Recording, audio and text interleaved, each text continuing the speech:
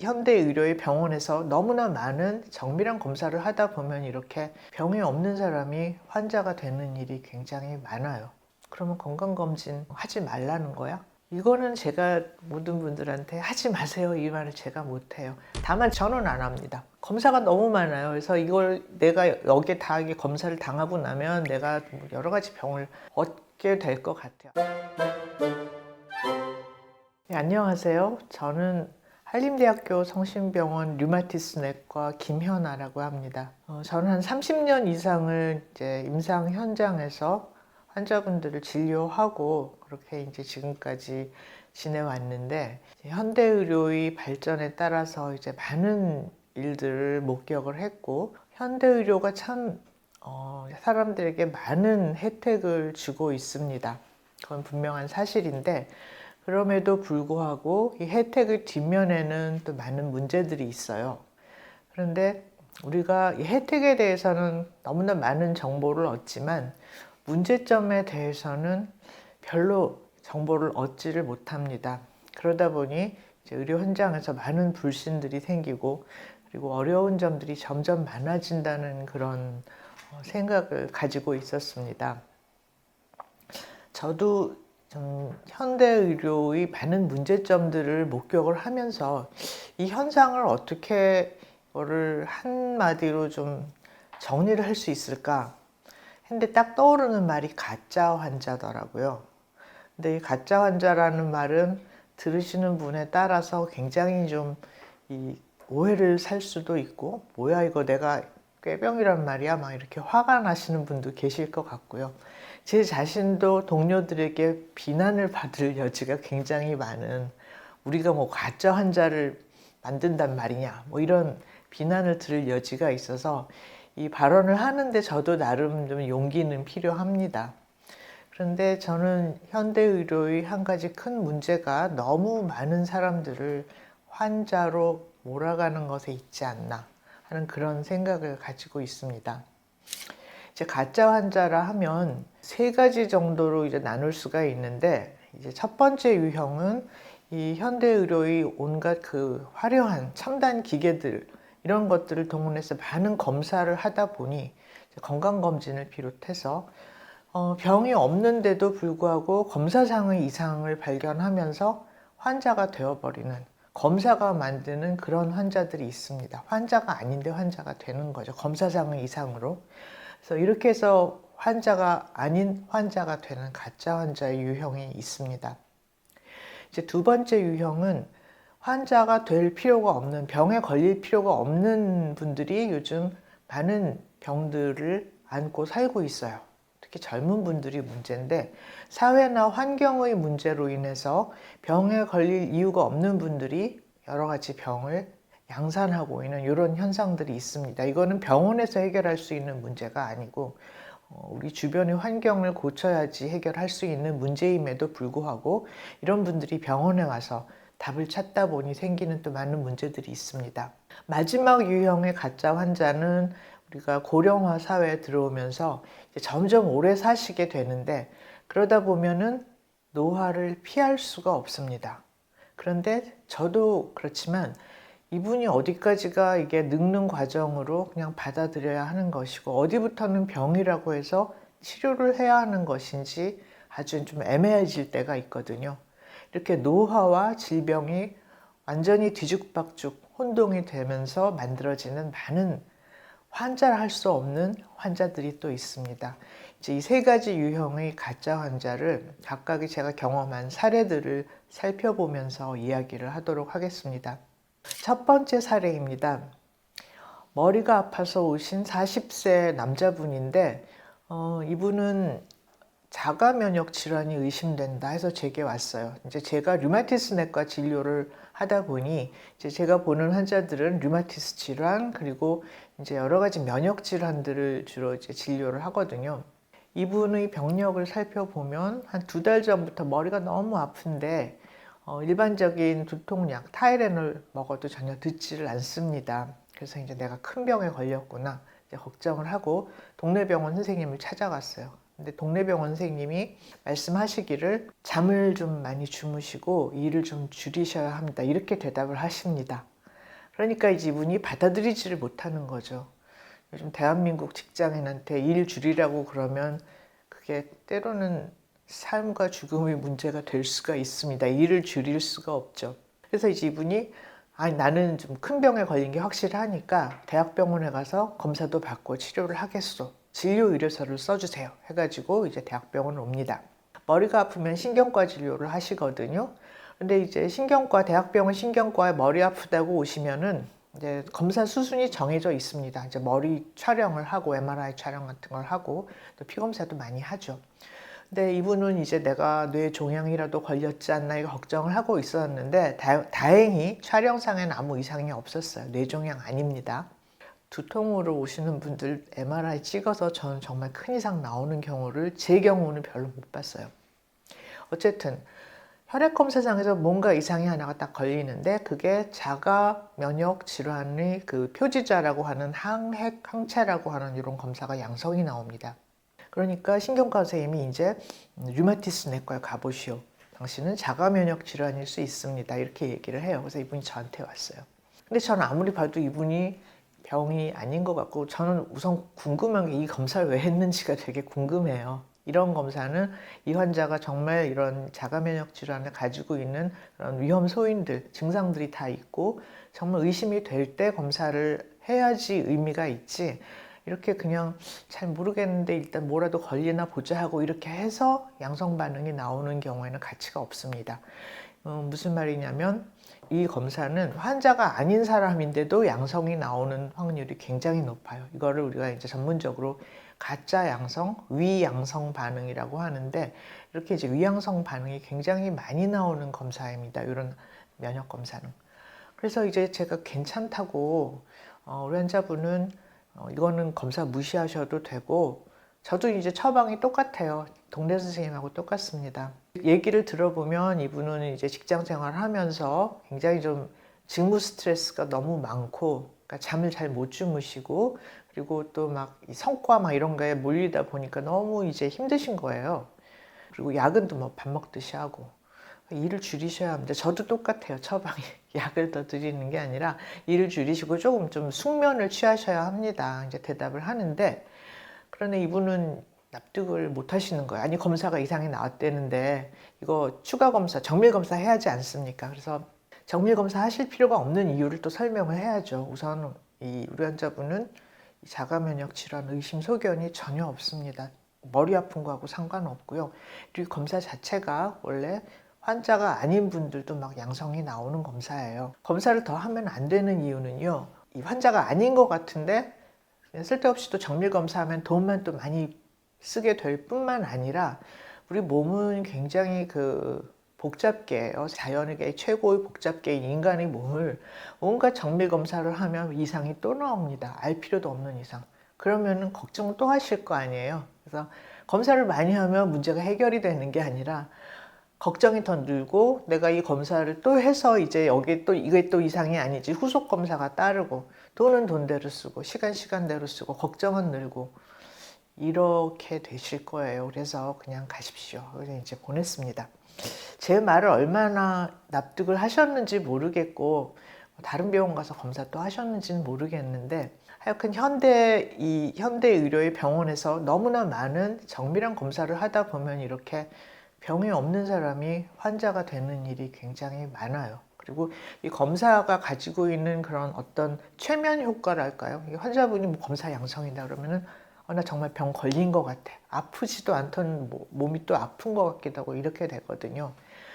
그래서 저는 너무나 많은 검사들이 있지도 않은 병을 환자를 만드는 이런 현상이 굉장히 지금 많다는 그 이야기를 우선 드리고 싶습니다. 그런데 이제 이 많은 검사 또 한 대표 주자가 건강검진이잖아요. 두 번째 사례는 별로 뭐 아픈 데도 없는데 본인이 류마티스 관절염에 걸렸다고 주장을 하시는 62세 여자분입니다. 그래서 이제 여쭤보니까 뭐 특별히 뭐 아픈 사실 62세 정도 되시면 여자분도 이런 데 아프거든요. 손가락 아프고 한데 뭐 크게 뭐 문제될 거는 없고 약을 먹을 필요도 전혀 없는데 건강검진 해보니까 류마티스 인자가 양성으로 나왔다 이렇게 말씀을 하세요. 이거 아무리 아니라고 또 말씀드려도 이 환자분이 자기는 병에 걸렸다고 이제 믿게 됩니다. 그리고 류마티스 인자가 양성으로 나왔다는 말을 듣는 순간 조금 아프던 관절이 더 많이 아픈 것처럼 그렇게 생각이 되시거든요. 이거야말로 정말 환자를 만드는 검사가 아니겠습니까? 그래서 자가면역 검사, 항액항체 검사처럼 이 류마티스 검사도 가짜 양성이 굉장히 많은 검사예요. 그러니까 병이 없는데도 양성 반응이 나오고 대표적으로 백신을 맞은 다음이라든지 수혈을 한 다음 아니면 뭐 크게 바이러스 감염이 지나간 다음 이도저도 아니면 그냥 나이 드시면 나이 드시는 거에 따라서 점점 양성률이 올라가요. 아무 이유도 없이 병도 없는데 그런 검사거든요. 그래서 이런 검사도 역시 이 환자분이 정말 류마티스 관절염을 가지고 있다고 임상적으로 강하게 의심이 될 때 검사를 내서 거기서 나오는 결과가 의미가 있는 것이지 이렇게 건강검진은 대표적으로 환자 상태 묻지도 않고 그냥 막 검사하는 거잖아요. 여기서 양성 반응 나오는 거는 정말 의미가 없습니다. 근데 정말 나쁜 거는 이렇게 환자분이 병에 걸렸다고 믿게 되면은 몸도 더 아픈 것 같고 그리고 자꾸 이제 추가 검사를 하시게 됩니다. 이분도 이제 괜찮다고 제가 가시라고 하기는 했는데 그래서 이렇게 검사가 많아지다 보면은 이렇게 병도 없는데 내가 병을 가지고 있다고 이렇게 생각하시기가 쉽게 됩니다. 그만큼 검사가 가지는 그런 아우라랄까요? 이런 최면 효과가 굉장히 강해요. 그래서 또 강조드리고 싶은 말씀은 건강검진에서 나오는 그런 많은 검사들에서 무슨 이상이 있다는 건 어떻게 보면 알 필요도 없는 이상이었을 가능성이 많다 하는 그런 말씀을 드리고 싶습니다. 우리가 건강검진을 다시 한번 살펴보면 건강검진 하시는 이유는 아마 거의 대부분 암을 빨리 발견해서 암 조기 진단해서 빨리 이제 치료해서 완치해서 이제 암으로 인한 그런 불행한 결과를 막아보겠다. 아마 이런 경우가 제일 많을 것 같아요. 그래서 지금 우리나라에서 이제 있는 여러 그 상품이죠. 건강검진은 이 패키지들을 보면 암검진이 뭐 대표 주자가 되어 있습니다. 제가 2000년대 초중반에 환자들을 이렇게 보니까 제 환자분들은 여자분들이 많거든요. 근데 목 앞에 이렇게 칼자국이 이렇게 가로로 생겨서 오시는 분이 점점 많아지는 거예요. 그래서 무슨 수술을 하셨냐 물어봤더니 갑상선 암에 걸려서 갑상선을 띄었다고 말씀을 하시는 거예요. 근데 그런 분이 너무 많아져요. 한 분, 두 분이 아니라 너무 많아지는 거예요. 그래서 저는 좀 이상했습니다.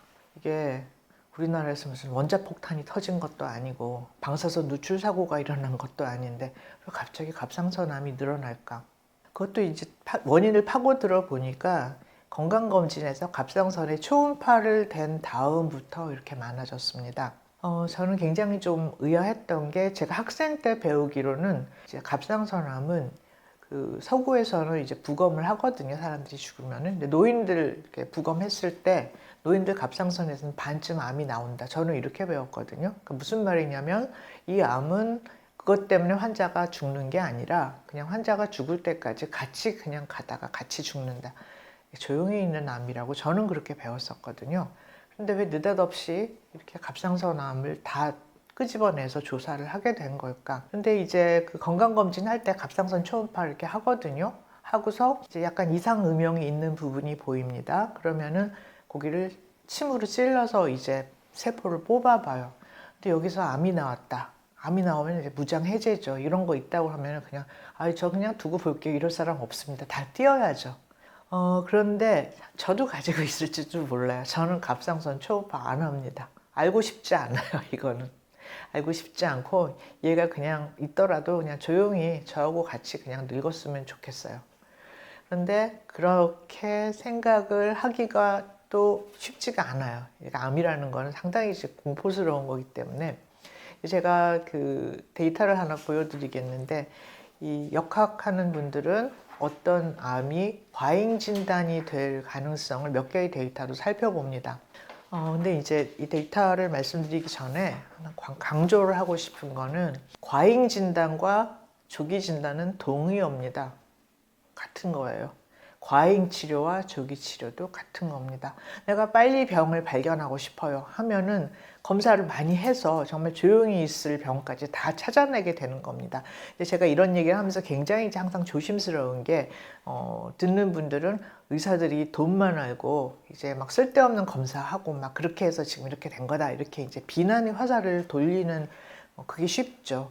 휴리스틱스라고 하나요? 이렇게 어떤 그 편향된 생각이 굉장히 이렇게 돌아가기가 쉬운데 사실은 그건 그렇게만 볼 거는 아니고 의사라는 사람들은 그 자리에 앉아가지고 문제를 가지고 계신 환자분들이 문제를 찾아서 해결해 주려고 거기에 앉아 있는 사람들이에요. 그러니까 조기 암이 있는지를 좀 빨리 알고 싶습니다. 그런 거 다 찾아야 하는 사람들이에요.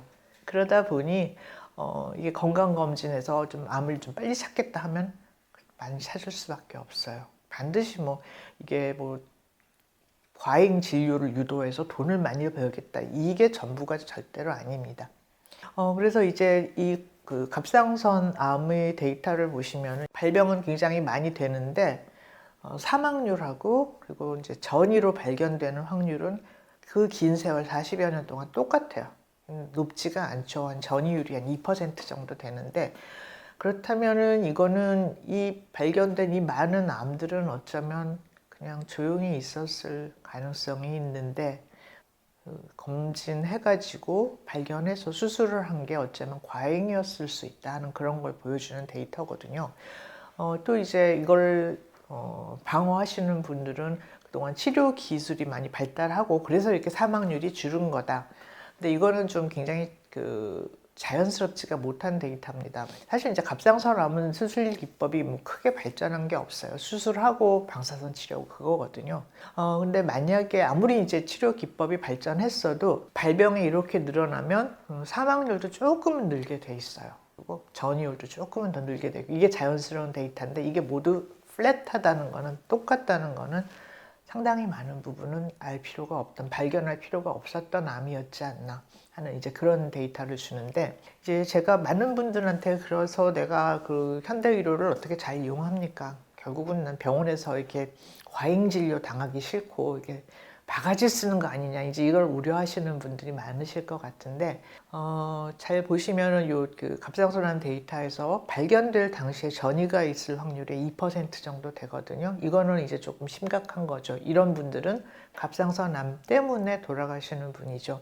2%는 높은 확률은 아닙니다. 그런데 이걸 내가 어떻게 받아들일까지는 사람마다 다 다릅니다. 예를 들어서 뭐 2% 그 정도면은 그냥 지나가지 뭐 나 안 볼래 이렇게 할 수도 있지만 2%나 그거 못 참아 2%안 돼 난 그거 다 없애주세요 다 그런 불확실성이 싫어요 2% 뭐야 0.1%도 싫어요 이런 분들 굉장히 많아요 그럼 끝까지 다 파고들고 다 없애야 하는 그런 문제가 되거든요. 현대의료라는 거는 결국 의료라는 거는 사람 몸이라는 이 복잡계 굉장히 그 애매한 영역이 많아요. 어디부터 병이고 어디부터 병이 아닌지도 굉장히 애매할 때가 많은데 이런 확률 위에서 움직이거든요. 여러분들이 병원에 가서 의사들이 100% 이거는 이겁니다. 100% 아닙니다. 이런 말 하는 거 한 번도 못 들으셨을 거예요. 가능성이 굉장히 낮습니다. 이렇게 얘기를 할 거예요. 이런 확률이라는 걸 좀 잘 이해를 하셔야 하고 그리고 이 나쁜 확률에 대해서 이게 굉장히 낮은 확률이라 하더라도 나쁜 일이 있었을 때에 대해서 내가 이거 어떻게 받아들일지 나의 삶과 죽음에 대한 철학과 확률을 잘 대입을 해서 생각을 하셔야 합니다. 난 0.1%도 받아들일 수 없어. 이 암이 생겼다면 난 다 없애야 해. 그러면 그냥 끝까지 다 가야 하는 거거든요. 그래서 지금도 건강검진에서 암검진은 계속 증가하고 있습니다. 이제 건강검진을 해서 많이 이제 과잉 진단이 되고 있다고 의심되는 암이 또 하나가 있는데 이제 전립선 암이거든요. 전립선 암도 데이터가 비슷합니다. 이제 발생은 이렇게 많은데 전이율이나 사망률은 오히려 좀 감소하는 경향이 있죠. PSA라고 하는 혈액 검사를 하면서 이제 전립선암도 굉장히 많이 발견했고 이 외에도 유방암이나 신장암은 건강검진을 해서 과잉 진단이 되고 있다는 것을 의심하는 그런 4가지 종류의 암들입니다. 그러면 건강검진 하지 말라는 거야? 이거는 제가 모든 분들한테 하지 마세요 이 말을 제가 못해요. 다만 저는 제 개인적인 얘기밖에 못해요. 저는 안 합니다.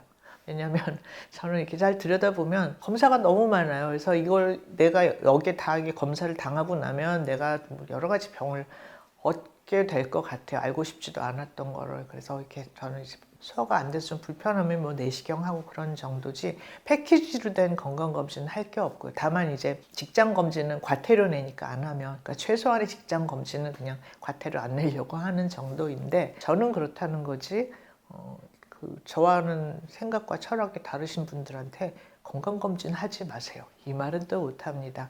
그러나 건강검진에서 한 분이 이제 암을 조기 발견해서 굉장히 나쁜 결과가 올 것을 예방했다면은, 그보다 훨씬 많은 분들은 아마도 건강검진에서 나오는 이런 애매한 소견들 때문에 추가 검사하고 굉장히 걱정하고 진짜 환자가 됐다고 생각하고 암 진단을 받아서 어쩜 조용했을 수도 있는 암을 띄고 이런 결과들을 가져왔다는 얘기를 꼭 하고 싶습니다. 이런 얘기를 하는 사람들이 너무 많지는 않은 것 같아요.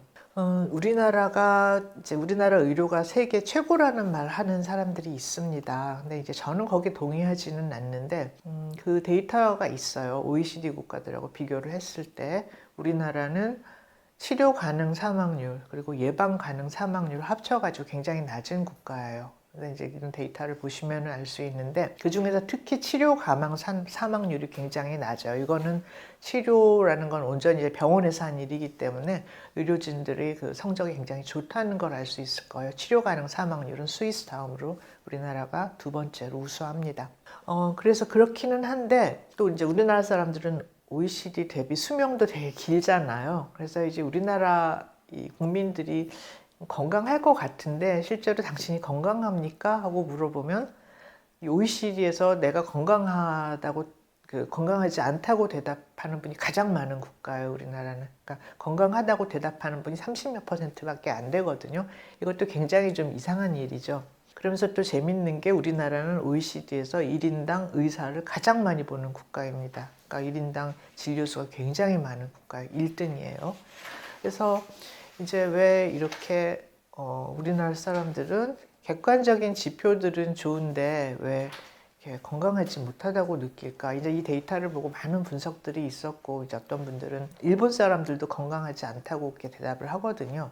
한국이나 일본은 이제 동양이니까, 이제 서양 사람들은 조금 좀 나 건강해 막 이렇게 적극적으로 얘기를 할 수 있잖아요. 근데 이제 동양인들은 조금 좀 소극적인 면이 있고, 그래서 건강하지 않은데요, 뭐 이렇게 답변한 게 아닐까, 뭐 이렇게 해석하기도 하지만 저는 조금 좀 생각이 다릅니다. 이제 말씀을 드리는데, 여러분들 병원에서 의사를 많이 만날수록 병을 얻으실 가능성, 병이 많아질 가능성이 있어요. 그게 중요한 병이건 중요하지 않은 이상이건 그럴 가능성이 굉장히 많아요. 말씀드린 대로 의사들은 거기에 앉아서 찾아온 환자분들이 문제를 찾고 진단을 하고 해결해 주려고 거기에 앉아 있는 사람들이거든요. 그래서 오는 분들한테 그냥 아무런 노력도 안 하고 찾아주려고도 하지 않고 말도 안 듣고 그냥 보내고 그러지는 않잖아요. 그러니까 병원을 많이 오시면 그만큼 온갖 자질구레한 문제를 많이 발견하실 가능성이 있고요. 그렇다 보면 내가 건강하지 않다고 당연히 생각하고요.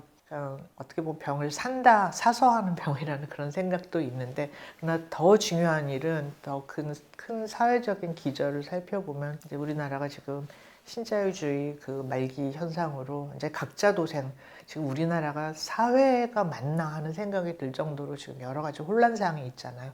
각자 도생입니다. 그러니까 내가 병에 걸리면 우리 가족까지 몽땅 낭떠러지에 떨어져. 지금 이런 사회가 돼 있거든요. 그러니까 내 몸이 건강해야 해요. 건강에 집착을 할 수밖에 없고 내 몸은 완벽해야 하는 거예요. 세상에 완벽하게 건강한 사람은 아무도 없습니다. 우리는 태어나는 순간부터 어딘가 조금씩 고장 났다가 자정해서 고치고, 심지어는 암도 생겼다 들어가고 그렇습니다. 그런데 어느 순간 내 몸을 현미경같이 그냥 세밀하게 들여다보면 무수히 많은 이상이 나올 수밖에 없어요. 그래서 저는 우리나라 분들이 이 사회적인 불안 때문에 건강에 너무 과도하게 집착을 하지 않았나, 이런 생각을 하고, 그런 결과로 이렇게 건강검진하고 이러다가 병이라고 할 수도 없는 많은 병을 얻게 되지 않았나, 가짜 환자가 되시지 않았나, 그런 생각을 합니다. 그 미국에서 한 되게 유명한 연구가 있는데 건강인 100명을 잡아서 이제 CT를 복부 CT를 찍었어요. 뭐가 보이나?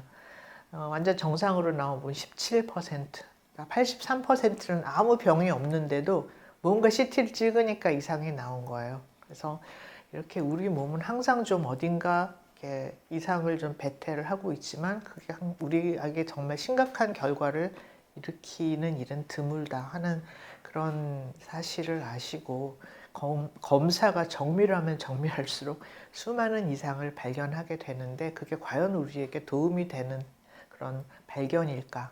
여기에 대해서는 한번 깊이 생각해 봐야 할 거라 생각합니다.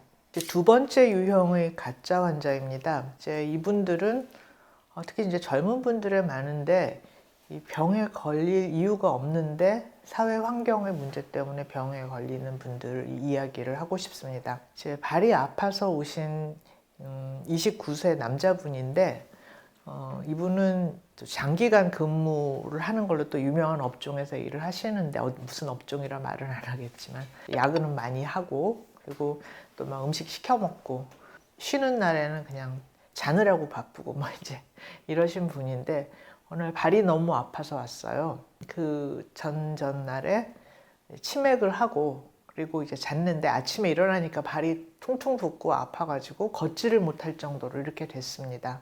그래서 이제 회사도 갔다가 조퇴를 하고 이제 병원에 오셨는데 이거는 쉬워요. 이렇게 해서 오시는 분은 거의 90% 이상 통풍이거든요. 환자분의 그 가족력이나 이런 것들 물어보고 그리고 이제 왼쪽 발이 이렇게 만지지도 못할 정도로 이렇게 아프지만 주사 하나 놔드리면 굉장히 좋아하시면서 이제 가십니다. 해피엔딩으로 가실 수가 있고 그리고 검사에서 이제 요산이라고 해서 이제 노폐물이 많이 쌓이는 그런 문제가 있기 때문에 이 이제 약을 써가지고 요산을 떨어뜨리게 되면은 굉장히 잘 치료가 되는 아주 쉬운 병입니다. 그런데 이분은 쉽다고 얘기를 할 수가 없었어요. 보니까 키가 한 170 정도 되시는데 몸무게가 110kg가 넘으셨습니다. 그리고 이제 혈액 검사를 해보니까 이제 요산도 높기는 한데 공복 혈당이 막 200이 넘고 콜레스테롤을 높고 혈압이 수축기 혈압은 170, 그 이완기 혈압은 아래 혈압은 100. 이건 뭐 전 단계도 아니고 빼도 박도 못하는 고혈압, 당뇨, 고지혈증, 비만, 대사증후군이거든요. 20대 남성에서 이런 일이 생길 이유가 없는데 그래서 이제 이 대사증후군이 있기 때문에 그 운동을 하셔야 하고 이제 체중을 줄여야 합니다. 제가 통풍을 치료해 드리는 건 전혀 어렵지 않아요. 그런데 당신의 10년 후의 건강을 결정하는 건 대사증후군입니다. 그러니까 이제 지금부터라도 관리를 하셔야 합니다. 그래서 약을 먼저 쓰기 전에 어떻게 좀 운동을 해서 체중 관리부터 좀 해보시면 안 될까요? 그랬더니 이분도 이제 굉장히 난색을 표명하세요. 일을 줄이라는 게 가능하지를 않지 않습니까? 우리나라에서. 약은 안 할 수도 없고. 그래서 이제 통풍을 치료하는 것보다도 더 큰 이 대사증후군의 문제가 있는데 사실 요즘 보면은 젊은 나이 20대 2030 대사증후군 굉장히 많습니다. 이제 어떤 통계를 보니까 2030의 비만율이 40%가 넘었다고 해요. 근데 이거는 이렇게 될 이유가 없는 거거든요. 결국은 장시간 근무 그리고 이 몸을 관리할 시간을 주지 않기 때문에 이런 문제가 생긴 거죠. 얼마 전에 12월 계엄 때 그 장갑차 앞을 맨몸으로 막아선 분이 사진이 실렸어요. 근데 저는 굉장히 감사하게 생각하고 이제 이렇게 용기 있는 분들 덕택에 지금도 이제 등 따숩게 이렇게 편하게 살고 있다 하는 생각을 하는데 이분이 그 민주당에서 반도체 업계의 52시간 근무를 허용하자는 그런 움직임이 있자 공개적으로 비판을 했습니다. 이제 근무 시간을 줄여야 하는 이 상황에서 이 좋지 않은 그런 방향이라고 이제 비판을 했는데 저는 전적으로 동감을 합니다. 지금 젊은 층에 생기는 이런 대사증후군이나 이런 많은 질환들이 사실은 저는 노동 시간만 줄이고 그리고 좀 노동 환경만 안정을 시켜도 없어질 것 같아요. 이 병에 걸릴 필요가 없는 것 같은데 어떻게 보면 요즘 세태는 젊은 세대에게 일을 하는 것만 해도 감지덕지하라는 이런 그 감정을 강요하는 그런 사회 분위기잖아요. 그래서 저는 이런 대사증후군, 젊은이들이 대사증후군의 문제들은 병원에서만 해결할 수 있는 문제는 절대로 아니라 생각을 하고요. 사회 환경의 변화가 있어야지 이런 문제들을 근본적으로 해결을 할 수 있을 것 같습니다. 이거보다 조금 더 이제 심한 경우인데 온몸이 아프다고 온 젊은 남성이 있었어요. 근데 이제 이분은 뭐 진짜 머리끝부터 발끝까지 안 아픈 데가 없었거든요. 그래서 이제 이렇게 아프다 보니 이제 여러 병원을 다니면서 뭐 검사도 굉장히 뭐 많이 하고, 근데 뭐 아무것도 나오는 이상이 없습니다. 진단이 없었고, 그리고 더 나쁜 거는 약이 듣지를 않아요. 그러니까 이 약을 써도 안 듣고 저 약을 써도 안 듣고 아무 약도 안 듣는데, 이제 소염 진통제라고 하는 거는 이제 몸에 어떤 염증 반응이 있고 이런 그런 문제가 있을 때는 듣는데, 이렇게 이런 경우 딱히 어떤 이상이 없이 몸이 아픈 경우에는 듣지를 않습니다. 그런데 약이 안 들으면 약을 자꾸 올리게 되죠.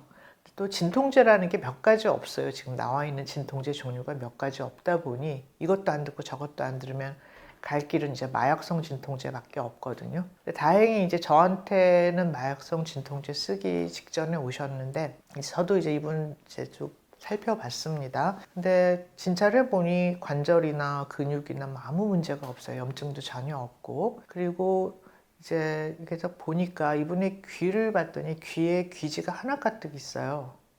그래서 물어봤어요.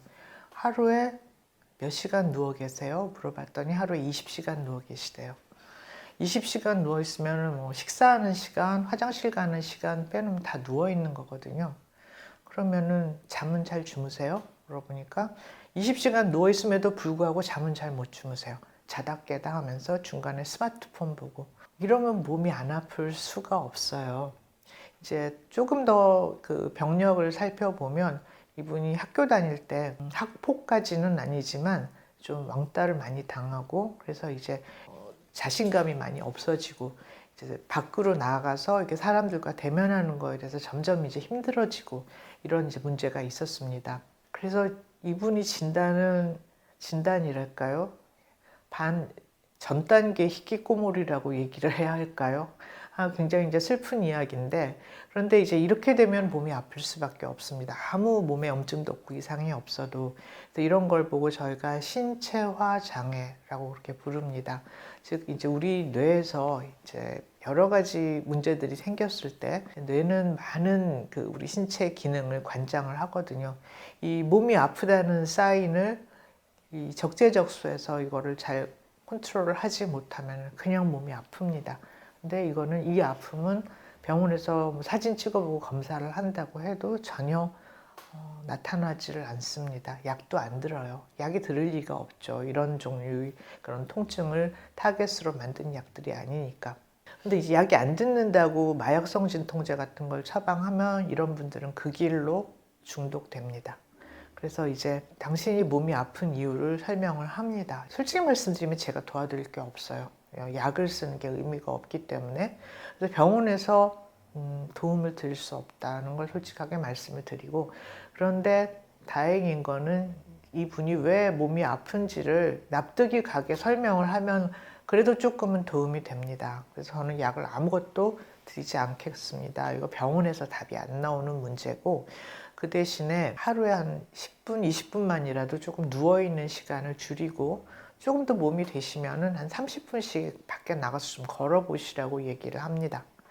이제 한 달 지나서 그래도 이게 굉장히 어려워요. 그게 쉬울 것 같은데 이런 분들한테는 그렇게 하루에 30분씩 밖에 나가서 걷는 거 정말 어렵습니다.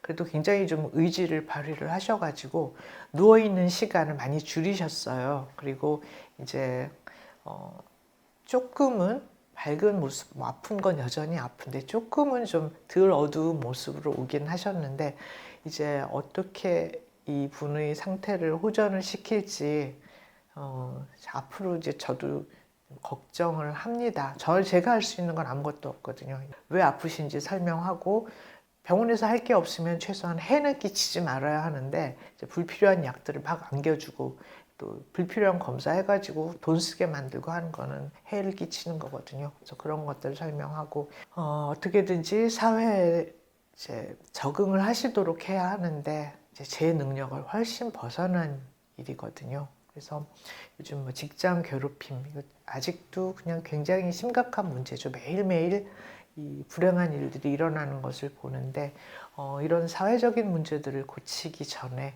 이제 이런 환자분들을 어떻게 우리가 도와줄 수 있을지 참 의사로서는 굉장히 어려운 일입니다. 근데 저는 개인적으로는 도와줄 수 없으면 이제 해는 끼치지 말아야겠다 이제 그렇게 생각을 하고 있는데요.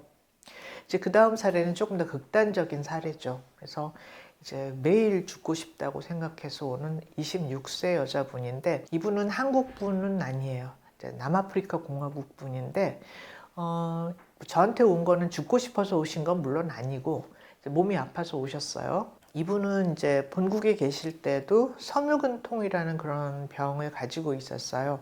이제 섬유근통은 이것도 역시 몸이 아픈 병이고 신체화 장애의 일종이라고 생각을 하는데 불면증이 있고 그리고 이게 스트레스를 잘 이렇게 감당을 못하는 그런 분들이 잘 걸립니다. 그러니까 스트레스는 누구나 있는데 좀 스트레스를 잘 툭툭 털어버리는 분들이 있는가 하면 성격적으로 그걸 내재해가지고 힘들어하시는 분들이 있잖아요. 그러면 이제 잠 못 주무시고 우울증 있고 이러면서 이제 온몸이 또 아프기 시작한 그런 섬유근통이라는 병인데 이분은 본국에 있을 때부터 그 병이 있었어요.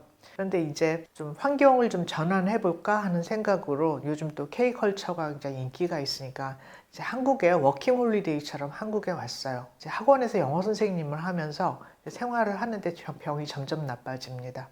그리고 잠도 더 못 자고 그리고 죽고 싶다는 생각이 매일 드는 거예요.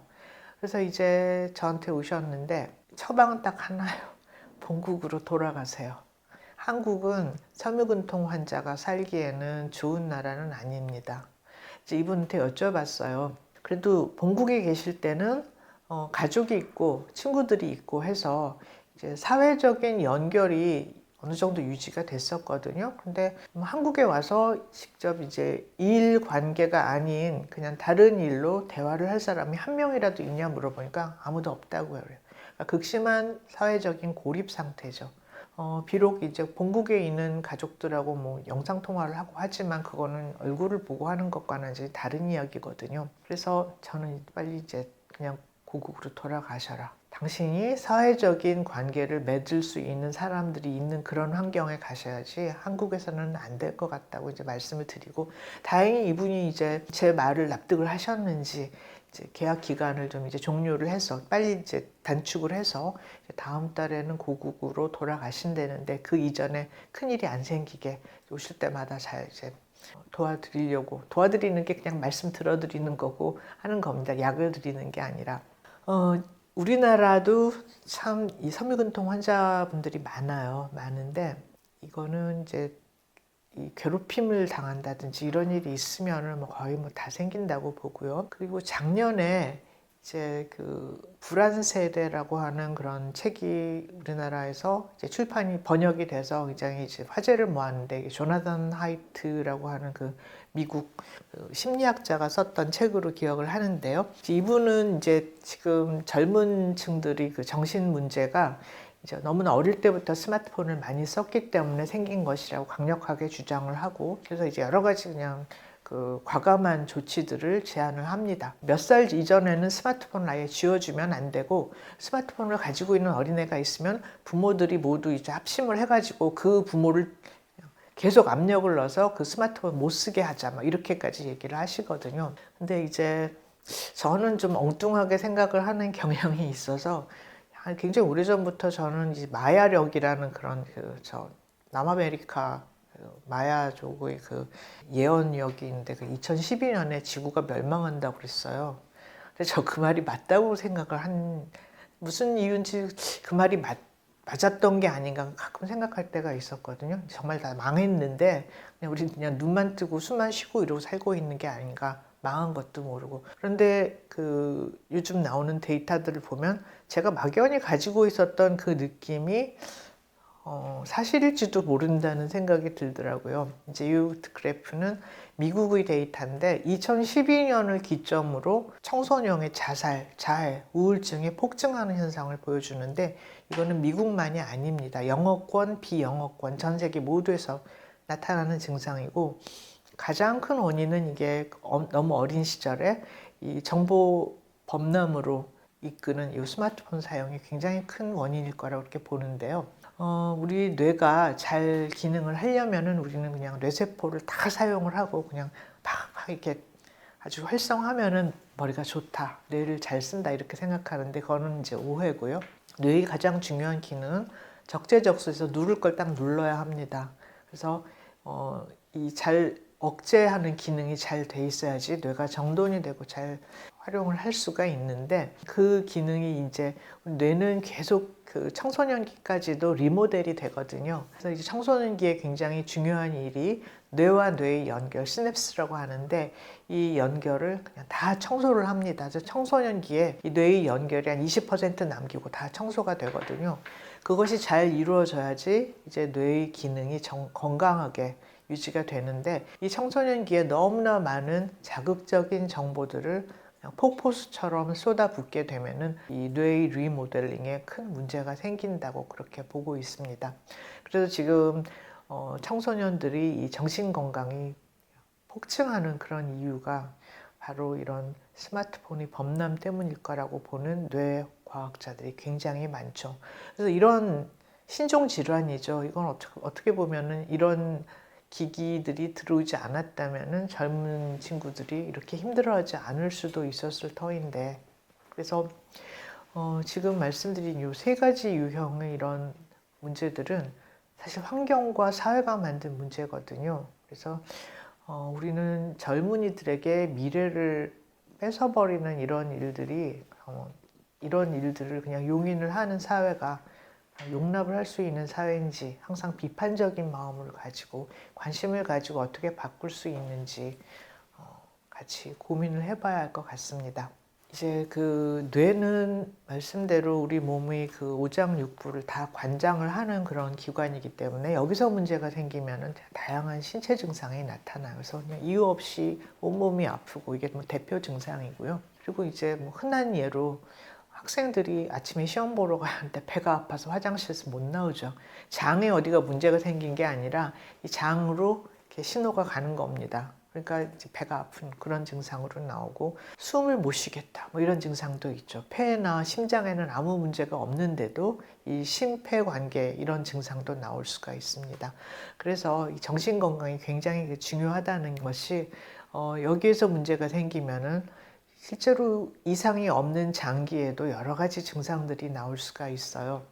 사회학자 엄기호 씨가 기민, 사람을 버린다 하는 이 얘기를 하신 걸 저는 어디선가 굉장히 좀 감명 깊게 읽은 적이 있는데 말기 자본주의, 신자유주의 시대, 글로벌 자본주의 시대에 자본이 하는 가장 중요한 일이 이렇게 재생산, 이런 사회 재생산 이런 게 아니라 빨리 사람을 쓰고 이제 버리는 거라고 해요. 그러니까 사람의 효용성을 최대한 뽑아내고 그 다음에 버리는 거. 그러니까 사람을 버리는 것이 어떻게 보면은 말기 자본주의 이 자본의 역할이라고 합니다. 굉장히 무서운 말이에요.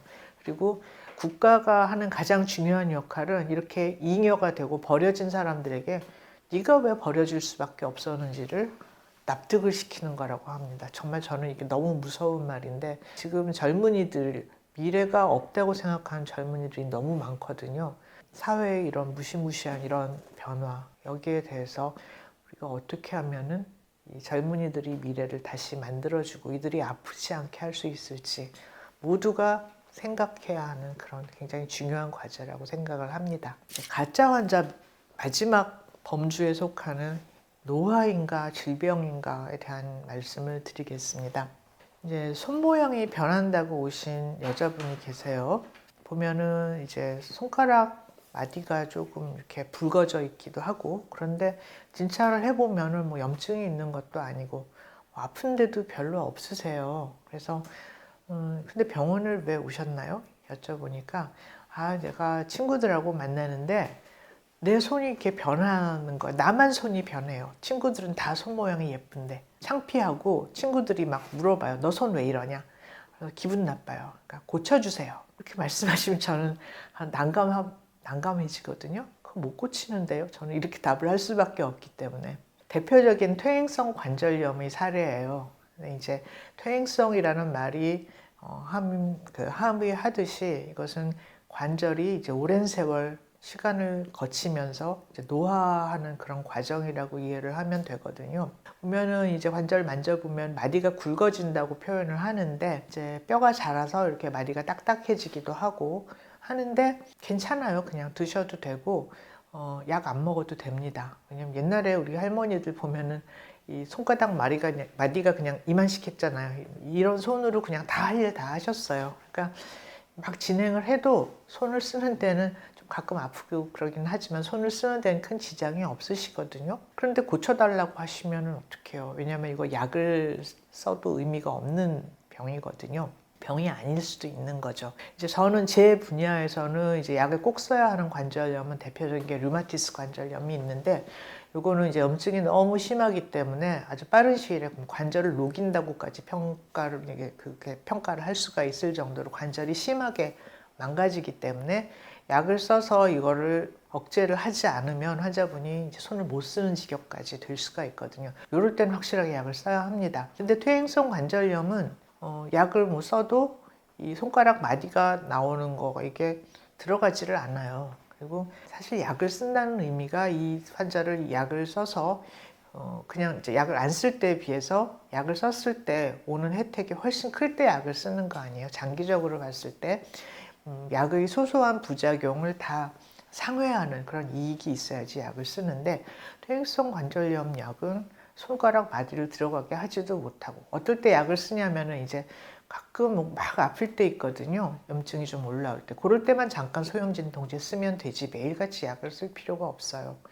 그렇게 설명해드리면 그럼 방치하란 말씀입니까? 그렇게 또 항의를 하세요. 근데 방치하시면 되는데요. 대답을 해야 하는데 의료 현장에서 방치라는 말이 지금 금기어로 돼 있어요. 굉장히 잘못하는 거라고 이렇게 알고 계시는데 나이 드셔서 오는 노화와 같이 진행하는 많은 병들은 방치가 최선입니다. 괜히 이제 이거를 뭐 약을 써서 완치를 하겠다고 했다가 약화를 입게 되시는 경우도 있고요. 이제 손 같은 경우는 사실 좀 큰 문제는 없어요. 좀 가끔 아프고 모양이 변하고 그러긴 하는데, 근데 퇴행성 관절염이 잘 오는 부위가 또 무릎이 있고요. 이제 무릎은 조금 이제 심해지면 좀 곤란합니다. 걷는데도 불편하고 계단도 못 내려가고 이러기 때문에 기능에 이제 큰 문제가 생기니까 이제 무릎에 심하게 관절염이 오신 분들은 그런 대로 괜찮은 치료가 있어요. 인공관절 치환술 하시면 됩니다. 인공관절이라는 수술 방법이 있습니다. 그런데 또 퇴행성 관절에서 진짜 답 없는 게 허리예요. 허리 아프신 분 정말 많잖아요. 이제 제 남편은 신경외과 의사였는데 척추를 하는 사람인데 어느 시기부턴가 어르신들 수술 안 하더라고요. 그래서 왜 안 하냐 물어봤더니 의미가 없어. 장기간 수술하건 안 하건 결과가 똑같아. 그 말이 맞아요. 똑같습니다. 그러니까 너무 아파서 가서 이제 병원에 가서 이제 사진 찍고 이상이 있는 걸 수술을 하면 그때가 넘어가는데 그걸 안 하더라도 좀 힘들지만 또 그게 넘어가요. 퇴행성 관절염 이렇게 특징적으로 이렇게 아프다 좀 낫다 이렇게 이런 경과를 겪게 되거든요. 저는 퇴행성 관절염이 이게 병인지 아닌지를 설명하는 것도 상당히 좀 환자분한테 이게 얘기가 길어져서 어려운데 두 가지 측면을 보는데 이거는 두 가지 측면에서 진화 부적응입니다. 진화 같은 부적응한 건데 석기 시대 사람이 한 20대 정도까지 살았어요. 평균 연령이. 그러다가 산업혁명 후반기에 오면서 이제 40대 정도로 평균 수명이 2배로 늘어납니다. 그 시기가 몇만 년이 걸렸어요. 그런데 지금 80대가 넘죠. 평균 수명이. 그러니까 100년 조금 넘었는데 갑자기 또 2배가 는 거예요. 진화적으로 이거 적응을 할 수가 없습니다. 관절이. 이렇게 갑자기 수명이 늘어버리게 되면 거기다가 이제 사람은 2발 보행을 하잖아요. 근데 4발로 걷다가 2발로 일어선 지가 진화의 역사에서는 얼마 안 돼요. 그러다 보니까 굉장히 무지막지한 하중이 무릎하고 허리하고 목으로 갑니다. 그래서 이렇게 오래 사시게 되면 허리하고 목은 아플 수밖에 없지 않나. 이거 진화 부적응인데 이거를 무슨 알량한 무슨 약을 써가지고 이걸 고치겠다고 하는 게 정말 이게 온당한 일인가? 저는 오늘도 굉장히 좀 그 환자를 보면서 굉장히 고심을 합니다. 그래서 그렇다고 해서 뭐 이렇게 솔루션을 바라고 오신 환자분들한테 그냥 방치하시라고 말하는 것도 참 어렵고요. 근데 이 약을 써봐야 장기간 변하는 건 없는데 확실한 거는 이렇게 많이 쓰면은 부작용이 나실 가능성이 많다는 건 알기 때문에 오늘도 그 어르신 환자분들에게 어디까지 내가 하는 게 온당한 건지 저도 매일매일 사실 고민을 합니다. 조금 더 이제 나이가 드시게 되면 이제 이런 문제가 오죠. 그래서 음식을 통 못 드신다고 하는 이제 할아버지 오셨는데 잘 물어보면은 이 본인은 별로 밥을 못 먹어서 뭐 기운 없고 힘들다고 안 하세요. 본인은 별로 불편한 게 없는데 가족이 불안해합니다. 우리 아버지 이렇게 밥 못 드시면 돌아가시는 거 아닙니까? 뭐 큰 병 있는 거 아닙니까? 그래서 굉장히 주변에서 더 불안해하세요. 저도 이제 젊을 때는 이제 이렇게 통 못 드시고 막 체중 막 빠지고 하는 이런 어르신들 보면 혹시 뭐 암이라도 걸리신 게 아닌가 해서 이제 검사도 해보고 했는데 저도 어느 시기가 지나면서 이제 검사 안 하게 되더라고요. 우선 검사에서 나오는 게 아무것도 없습니다. 그래서 왜 나이를 드시면은 식사를 못 하시게 될까? 원인은 굉장히 여러 가지가 있어요. 우선 입맛이 변합니다. 그래서 맛있는 걸 못 느끼시게 돼요. 미각이 많이 이제 나빠지게 되고 또 음식을 잘 씹어서 삼키는 능력도 굉장히 떨어집니다. 이도 좀 좋지가 않고 이렇게 연하근, 이렇게 씹어서 삼키는 그 근육도 많이 약해지고요. 그리고 이제 활동이 줄어들고 근육도 빠지면서 전체적인 에너지 요구량 자체도 적어집니다. 근데 이게 악순환이죠. 못 드시니까 근육이 빠지면 또 근육이 빠지면은 더 이제 활동이 적으니까 더 못 드시고 뭐. 근데 하여간 이 전체적인 것을 그냥 노화라고 이야기를 해야지 근감소증 이렇게 병명을 붙여야 하나 그게 온당한가 거기에 대해서는 저도 굉장히 좀 항상 이제 갈등을 하는데요. 항상 이제 이럴 때 옆에 가족분들이 강제로 본인들이 불안하다고 강제로 막 급식을 하다가 꼭 사단이 납니다. 이제 질식을 하신다든지 할 수도 있고요.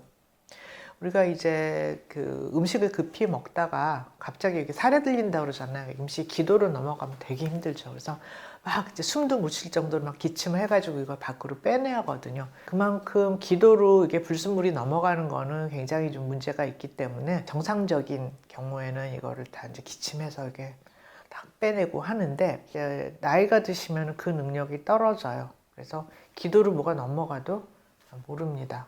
특히 이제 누워 계시잖아요. 이제 침상 생활 하시고 자리 보존한다고 그러게 24시간 누워 계시는 분들 수시로 이게 넘어갑니다. 목 뒤로. 근데 여기다 음식을 많이 들이게 되면은 더 좋은 결과가 있을 수가 없겠죠. 이제 우리가 그 어르신들이 폐렴에 걸려서 돌아가셨다 이 말을 굉장히 많이 듣는데 요거는 조금 인과관계가 거꾸로 된 거예요. 그러니까 돌아가실 때가 돼서 폐렴에 걸린 거거든요. 그 기도로 불순물이 넘어가는 거를 방어를 할 능력이 더 이상 없어진 겁니다. 그만큼 노쇠하고 이제 내 몸의 기력이 없어진 거죠. 이렇게 되면은 거기다 이제 누워 계시면 상시 폐렴이 생길 수밖에 없고요. 이제 상태가 안 좋아져서 병원에 가서 항생제 치료해서 위기를 넘기면 넘어가는 거고 못 넘기면 돌아가시는 거고 폐렴으로 돌아가신 게 아니라 돌아가실 때가 돼서 폐렴에 걸렸다고 이해를 하시는 게 맞고요. 그리고 이제 또 어르신들 문제 중에 넘어지시는 거 낙상 문제 있잖아요. 낙상도 좀 저도 이제 계단 내려갈 때 되게 조심하거든요. 왜냐면 너무 잘 지내시던 분이 계단에서 한번 구른 다음에 완전히 그냥 이 생활 기능 잃어버리시는 경우 너무 많이 봐서 그래서 저도 이제 낙상을 좀 조심하자 이제 그러고 생활을 하는데 어르신들 참 잘 넘어지세요. 근데 이것도 어떤 병적인 관계가 아니라 내 몸을 지탱을 못하는 겁니다. 그 기력이 없어지면서 내 몸을 지탱을 못하고 심지어 이제 밖에서 넘어지는 것보다 집안에서 더 많이 넘어지세요. 그래서 이불에도 걸려서 넘어지시거든요. 그만큼 이불에 걸리는 것도 방어를 못할 정도로 몸이 약해지시는 거기 때문에 난 이제 낙상은 이제 여러 가지 문제를 가져오기 때문에 가급적이면 좀 안 생기도록 하는 게 좋죠. 그래서 집에서 어르신들 다니는 데는 발밑에 아주 조그만 장애물이라도 있으면 안 되고, 뭐 화장실에 갈 때는 센서등 달아가지고 환하게 해서 이게 안 넘어지시게 하고, 이런 것들을 유의를 하는데, 정말 이게 넘어지는 게 무서우면 그러면은 이제 밖에 외출을 아예, 밖에는 더 위험하니까 외출을 아예 하면 안 되지 않습니까? 물어보시는데, 이것도 참 어려워요. 넘어지는 게 무서워서 밖에 안 나간다. 그런데 그러면 또 거기서 또 많은 문제가 생기거든요. 그래서 저는 어느 쪽이냐면 뭐 빙판길이나 계단 같이 이렇게 좀 특별히 위험한 구역을 피한다면 그냥 살살 생활 기능 할 정도의 외출은 하시라고 저는 권합니다. 물론 넘어질 위험은 집에만 있는 것보다는 조금 더 많습니다만은, 그래서 이런 부분들도 참 나이 드시면서 노화가 오면서 균형을 맞추기가 쉽지 않은 그런 부분들입니다. 현대 의료가 가져오는 여러 가지 그 혼란상 중에 아마 죽음에 대한 혼란이 가장 클 것 같아요. 이 사람 죽은 거예요? 모르겠는데요. 이 이야기는 2020년에 우리나라에 번역이 됐던 죽는 것이 두렵지 않다면 거짓말이겠지만 하는 그런 하이더 와라이치라고 하는 미국 의사가 쓴 그런 책인데 거기에 나오는 이야기입니다. 이 사례는 젊은 사람이었는데 헤로인 중독이었어요. 그런데 이제 여자친구하고 굉장히 이제 일신해서 헤로인 중독을 해결을 하고 1년 동안 이제 약을 안 하고 잘 지냈습니다. 그런데 어느 날 아침에 화장실에서 이 남자가 쓰러져 있는 것을 발견을 해요. 옆에는 주사기가 있었고 결국은 다시 헤로인을 쓰게 된 거고, 그러다가 이제 약을 과용을 해서 이제 이렇게 된 건데, 구급차를 불러서 이제 응급조치를 시행을 하고 병원으로 이제 옮겼습니다. 옮겨서 이제 심장 박동도 돌아오고, 그리고 인공호흡기를 해서 적어도 심폐 기능은 정상적으로 돌아왔는데 의식이 깨어나오지를 않아요. 그래서 이제 이 저자가 담당 의사였는데 신경과 선생님에게 문의를 합니다. 그래서 이제 신경과 선생님이 이 사람을 보고 어떻습니까? 물으니까 이 사람 죽었어요. 답을 해요. 뇌사라는 말입니다. 근데 이 저자는 자기는 이게 납득을 할 수가 없는 거예요. 심장도 뛰고 있고, 비록 인공호흡기지만 숨도 쉬고 있고, 그리고 그 중환자실에 있는 다른 노인 환자 누구에 비해서도 이 사람은 젊고 상태가 좋아 보이는데 죽었다고 하면서 막 이제 괴로워하고 있는데 여자친구가 와서 물어봐요. 이 사람 죽은 거예요? 그러니까 의사가 모르겠는데요 라고 답을 합니다. 의사가 이 사람이 살았나 죽었나를 모르겠다고 하는 이런 것이 지금 현대의료의 흔한 광경입니다. 고전적으로 우리가 죽었다 하면 심장이 섰다 이제 이렇게 하는 이해를 했잖아요. 그런데 이제는 심장이 뛰고 있어도 뇌의 기능이 멈추면은 그것을 뇌사라고 해서 이제 현대적인 죽음 의미는 뇌사를 받아들이고 있습니다. 그런데 뇌사의 기준이 아주 이렇게 명확하게 정해진 것이 아닙니다. 일반적으로 24시간 뇌 기능이 멈추면은 뇌사라고 이렇게 하자. 하지만 그게 아주 드문 경우도 있지만 24시간 지났는데 돌아오는 경우가 아주 드물게 있고 하기 때문에 굉장히 좀 애매한 영역이라고 할 수 있어요. 의사들조차도 지금 삶과 죽음을 판단하기가 굉장히 어려운 시대가 되어버렸을 수는 있는데, 또 비판적으로 말씀하시는 분들은 뇌사라는 개념이 이렇게 대두한 거는 장기 이식을 하면서부터 그렇다. 장기 적출을 용이하게 하기 위해서 그렇다고 이렇게 아주 신랄하게 비판을 하시는 분들도 계십니다. 이런 뇌사의 경우가 아니라 정말 심장이 멈추고 호흡을 하지 않고 동공이 열려 있습니다. 그러면 이 사람은 죽은 것 아닐까요? 80대 노인인데 한 1년 정도 집에서 자리 보존을 하고 이제 굉장히 좀 상태가 계속 나빠지다가 이제 음식도 잘 못 먹고 탈수가 굉장히 심해졌는데 마지막에 조금 탈수라도 조금 교정을 하고 좀 더 시간을 벌어보려고 병원으로 옮겼습니다. 수액을 맞고 상태가 안정이 됐습니다. 그런데 그날 밤에 병동에서 심장이 멈춘 상태로 발견이 됐습니다. 심장이 멈추고 더 이상 숨을 쉬지 않았죠. 그래서 이제 사망을 선고를 하고 영안실로 모셨습니다. 그런데 이 환자의 어떤 가족이 나타나서 사망했을 때 심폐소생술을 안 했기 때문에 살 사람을 죽인 거다, 살인이다 하면서 이제 의료진과 가족을 살인죄로 고소를 하는 그런 일이 벌어집니다. 그래서 이제 법정 공방을 하는데 판사가 묻습니다.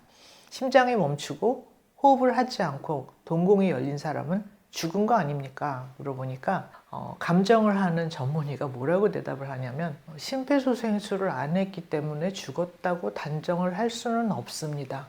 이런 대답을 해요. 이제 기가 막힌 일이죠. 이제 사람이 죽었어도 죽었다고 말을 못하는 세상이 됩니다. 여러분들은 이제 신문 방송에서 사망 상태로 발견됐다, 더 이상 이런 말이 안 나오는 걸 보셨을 겁니다. 심폐 정지 상태로 발견이 됐다. 그럼 이거는 죽었다는 겁니까? 살았다는 겁니까? 현대의료는 시체도 환자로 이렇게 둔갑을 시킬 수가 있습니다. 그 대학병원을 포함해서 많은 우리나라 병원들에서 심폐소생술, 환자가 이제 그 심장이 멈췄을 때 심폐소생술을 하게 되는데, 그렇게 해서 살아나는 율이 10%가 되질 않아요. 메디컬 드라마는 완전히 다른 얘기입니다. 10%밖에는 못 살립니다. 그 이유는 이렇게 다양한 이유로, 혹시라도 누가 나를 고소라도 하지 않을까, 이런 이유로 죽었다는 걸 알면서도 심폐소생술을 하기 때문인 겁니다. 그래서 지금 우리나라가 연명의료에 대해서 많은 논란이 있지만, 실제로 사전 연명의료 의향서를 쓴 분이라도 실제로 그렇게 연명의료 안 하고 가시는 경우는 18% 정도밖에 되지 않는다는 그런 데이터들이 있습니다. 그만큼 삶의 막바지에 왔을 때 어디까지가 이걸 치료를 해야 하는 질환이고, 어디까지가 노화 그리고 죽음의 과정인지 임종 과정인지, 이것을 판단을 하는 것이 항상 쉽지가 않고, 병원에 와서도 그것을 아무도 당신이 임종 과정이라고 말을 해주질 않기 때문입니다. 그래서 어떤 부분은 참 나의 삶은 여기까지다 하고 정리를 하는 그런 부분은 각자 개인의 몫으로 돌아가는 그런 세상이 되지 않았나, 이제 그런 생각을 하게 됩니다. 제가 항상 이제 하는 말이, 테크놀로지 자체에는 죄가 없어요. 그 기술 자체는 죄가 없는데, 문제는 이런 그 첨단 기술들, 이것들이 꼭 필요하지 않은 사람에게 너무 남용이 된다는 게, 그런 게 문제이죠. 그래서 검사 기법이 발전하면 발전할수록 그만큼 이상을 잡아내기가 쉽습니다. 우리 몸은 항상 약간은 조금 이상을 가지고 움직이고 있기 때문에, 그래서 이런 꼭 이 사람이 어떤 병이 있다는 게 의심이 되지 않으면서 너무나 많은 사람들을 붙잡아서 첨단 정밀 기계로 들여다보게 되면 당연히 많은 가짜 환자들이 양산이 될 수밖에 없고요. 저는 거기에 더해서 한 가지 문제가 되는 게 뭐냐면, 이제 기계가 발전할수록, 약도 마찬가지인데, 이게 이제 발전할수록 이전의 그 기계나 이전의 약보다는 조금씩 더 효과나 이런 치료 성적이나 진단 성적이 좋아지는데,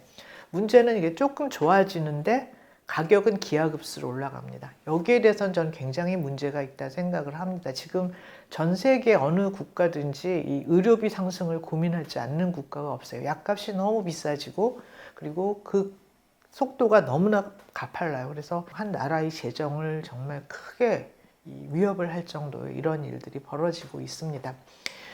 우리나라 같은 경우는 이제 저는 로봇 수술을 예를 들고 싶은데, 많은 분들이 이 얘기 하시면 되게 놀라세요. 로봇 수술이 기존의 복강경 수술보다 치료 효과나 이런 면에서 나은 게 없다. 그럼 굉장히 놀라세요. 가격은 훨씬 비싼데, 이제 우리나라는 이 복강경 수술의 수가가 굉장히 낮았습니다. 너무 이게 원가도 안 나올 정도로 낮은 채로 굉장히 오랫동안 이걸 억눌러 놓다 보니 병원들이 로봇을 들여오기 시작을 했어요. 굉장히 그러면은 훨씬 더 많은 수익을 얻을 수 있거든요. 그러면서 기존의 그 복강경 수술은 점점 하기가 어렵게 만듭니다. 수술장도 적게 잡아놓고, 그리고 의사들에게 로봇 수술을 하도록 푸시를 하고, 이렇게 해서 지금 국립대학병원도 뭐 예외가 아니죠. 로봇 수술 이렇게 많이 하게 됐는데, 이제 이런 문제들, 약간의 효용이 아니라 별로 효용 차이가 없는 것도 이렇게 첨단 기술이라는 이유로 이렇게 그냥 아무런 거리낌 없이 이렇게 사용을 하게 되는 것이 과연 바람직한가? 아무도 바람직하다고 생각은 하지 않으실 거예요. 그런데 이게 지금 대세가 돼버리고 누구도 이걸 막지 못합니다. 우리나라의 지금 필수 의료의 문제, 이런 여러 가지 문제들이 이제 많이 있다고 보시는데, 두 가지 정도의 측면을, 제도를 이해를 하셔야지 이 문제를 해결할 방법을 찾을 수가 있는데, 이제 우리나라는 그 사람이 하는 일에 대해서는 보상이 정말 낮아요. 그래서 이제 어떤 거 보면 정말 최저임금도 안 되는 그런 수가들도 있고 그렇거든요. 사람이 하는 일은 보상이 낮아요. 무슨 말이냐면, 환자를 좀 얘기를 오래 듣고 이렇게 진찰하고 진료 시간 길게 가지면 이분은 벌을 받습니다. 그러니까 벌을 받게 돼 있는데, 그러니까 상대적으로 검사나 이런 거는 좀 이 보상이 잘 돼요. 근데 이거 하나가 문제가 아니라 우리나라의 병원들이 90% 이상이 개인 소유예요.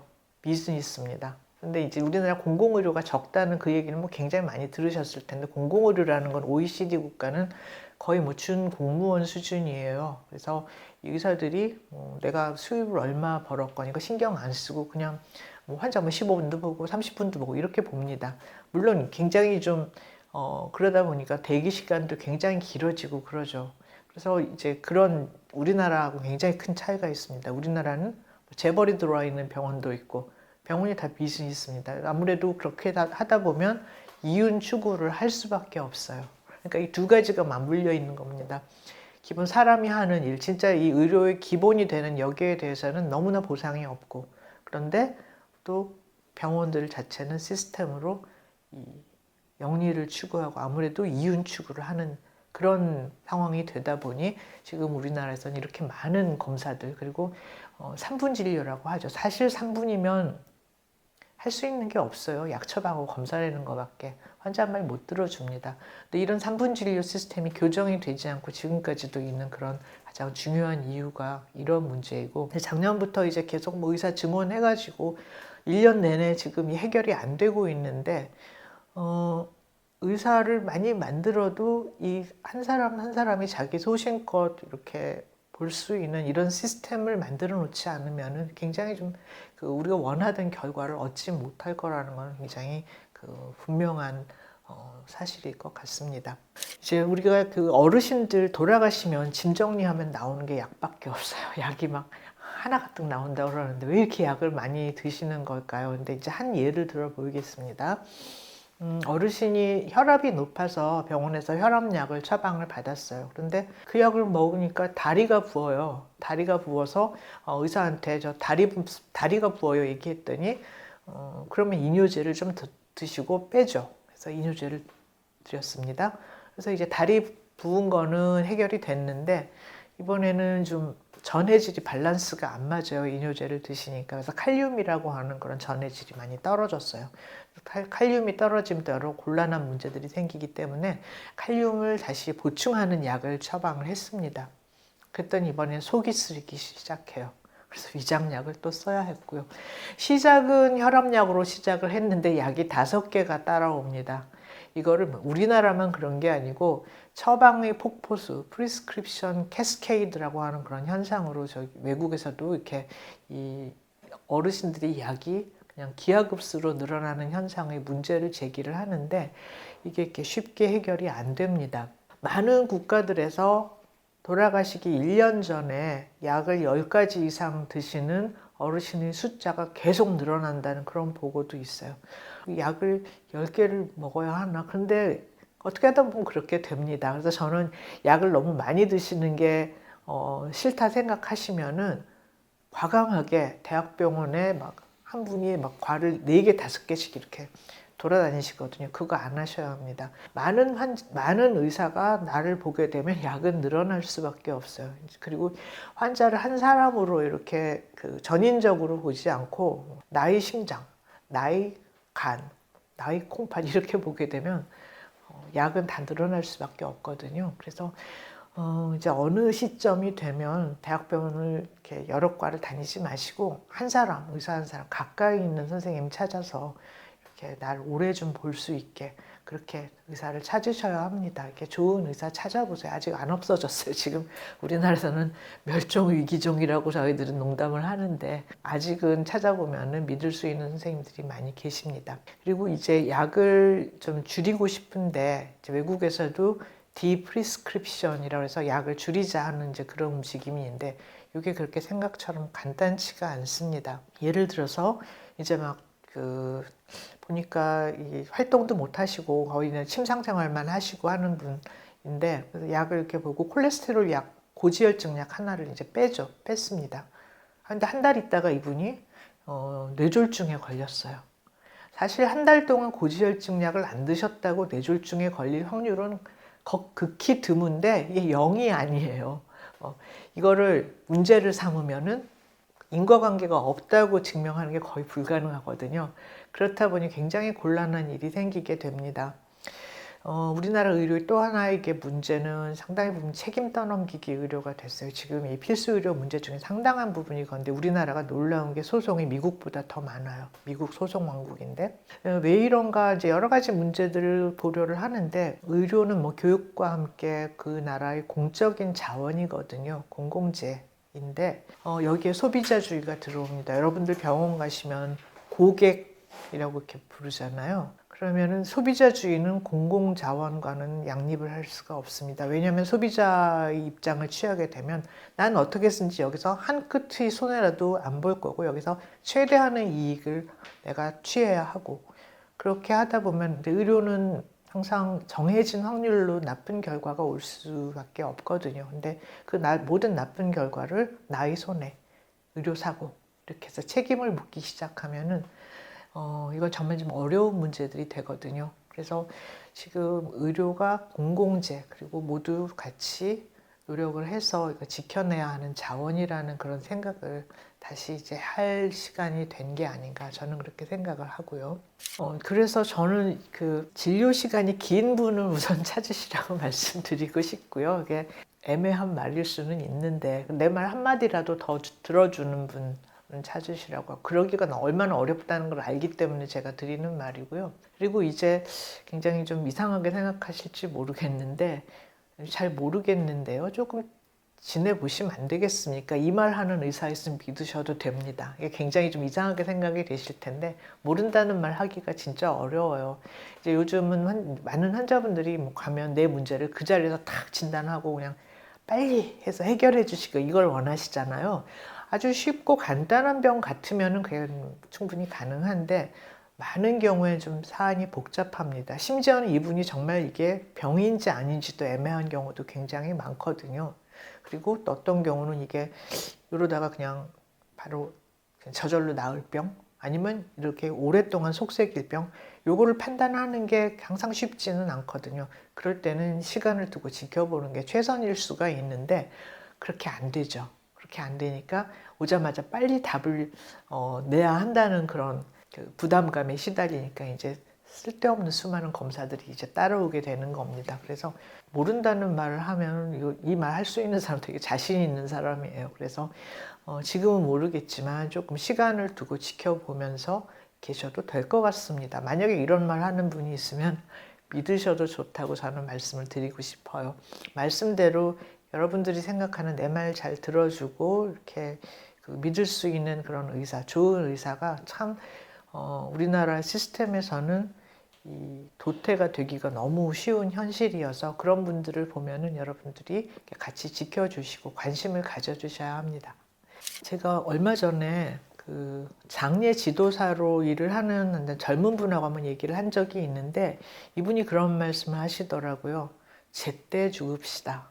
근데 굉장히 저는 그 말이 마음에 와닿았는데 이분이 이제 정신적인 문제 때문에 젊은 시절에 굉장히 힘들었고 여러 번 이제 자살 위험도 있었고 그랬다가 이제 일을 하면서 다시 삶의 그 힘을 얻게 된 그런 분인데 이분이 이제 제때 죽읍시다 하는 말은 젊은이들 요즘 자살하는 일 굉장히 많잖아요. 이런 불행한 일은 가급적이면은 있어서는 안 된다. 그러니까 우리 모두 힘을 내서 살자 하는 그 얘기로 한 건데 거꾸로 보면은 이제 이분이 장례에 많은 이제 시신들을 이렇게 보면서 이분은 제때 못 돌아가셨구나 생각한 적이 있다고 해요. 그러니까 온몸이 막 욕창으로 뒤덮여가지고 그렇게 오시고, 그것도 부족해서 목에는 기도삽관해서 목에 구멍 뚫리고, 또 막판에는 심폐소생술해서 가슴 갈비뼈도 푹 꺼져가지고 이렇게 내려온 시신들을 보면서 제때 죽어야 한다 이런 생각을 했다고 하세요. 근데 저도 웰다잉이라는 게 사실 제가 이제 때가 다 됐으면 그걸 받아들이고 이제 끝낼 준비를 하는 게 바로 웰다잉이라고 생각을 합니다만은, 이것도 역시 개인적인 이야기일 뿐이고 누구에게 이걸 절대로 강요할 수가 없어요. 연명치료하지 말아라. 제가 무슨 자격으로 남에게 그거를, 저는 가족에게도 그런 거를 요구하지 못하거든요. 제가 그렇다는 거지. 그래서 연명치료가 줄 수 있는 좋은 점과 나쁜 점 이런 것들은 지금 많은 정보가 있으니까 그것들을 잘 참조하시고 나의 삶과 죽음의 철학을 잘 정리를 하셔야지 이 현대의료의 혼란상에서 그래도 그 행복을 찾으실 수 있고, 그리고 손해 안 보고 사실 수 있을 거라 생각을 합니다. 제가 이제 마지막으로 한 가지 부탁 한마디만 부탁드려, 한마디만 더 하고 이거 편집당할지 모르지만 제가 이제 한마디만 더 이제 말씀드리고 마무리하겠는데요. 저 찾아오지 마세요. 제가 이런 방송을 하면 어떻게든 알고 이렇게 찾아오시더라고요. 멀리서 찾아오시는데 굉장히 중요한 거, 가까이 계신 선생님들을 잘 찾아보십시오. 좋은 선생님들 많고, 저는 제 주변에 있는 환자분들 치료하기도 굉장히 바쁘거든요. 그래서 제가 뭐 이렇게 뭐 믿을 만한 사람이라고 생각해 주셔서 감사하지만 멀리 이렇게 의사 찾아오시지 않기를 정말 당부드리고요. 그리고 의료는 굉장히 좀 어렵고 복잡한 사안이라 이게 관심을 갖기가 싫으신데, 그러다 보니 지금 이렇게 어려운 일들이 많아졌어요. 그래서 어떻게 하면은 우리나라 의료를 조금 더 발전시키고 좋은 쪽으로 향할 수 있게 할지 계속 관심을 가져주시기 바랍니다. 감사합니다.